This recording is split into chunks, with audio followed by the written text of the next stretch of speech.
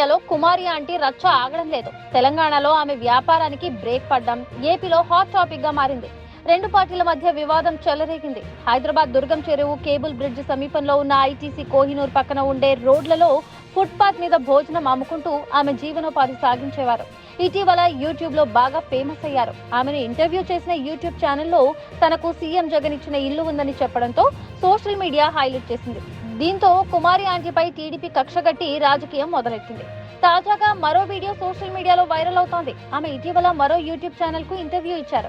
మీరు అభిమానించే పార్టీ ఏది అంటూ యాంకర్ అడిగేసరికి తనకు ఓటు హక్కు వచ్చినప్పటి నుంచి చంద్రబాబుకి ఓటు వేశాను అంటూ కుమారి ఆంటీ చెప్పడం ఇప్పుడు సోషల్ మీడియాలో వైరల్ గా మారింది. ఆవిడ క్లియర్ గానే ఉంది. వీళ్ళకి చాలా సస్పెన్స్ తర్వాత అర్థమైంది.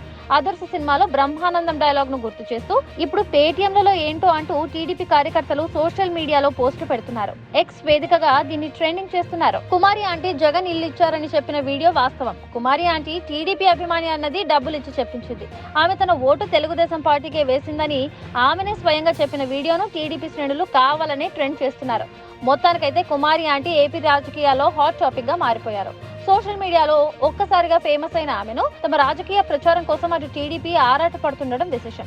ఆమెను ఒక స్టార్ క్యాంపెయినర్ గా మార్చుకునే పనిలో ఈ రెండు రాజకీయ పార్టీలు బిజీగా ఉన్నాయి. మున్ముందు ఏపీ రాజకీయాల్లో కుమారి ఆంటీ ఎంత ఫేమస్ అవుతారో చూడాలి. అయితే ఆమె హైదరాబాద్ లో ఉండగా తెలంగాణ రాజకీయ పార్టీలు పట్టించుకోకపోవడం విశేషం.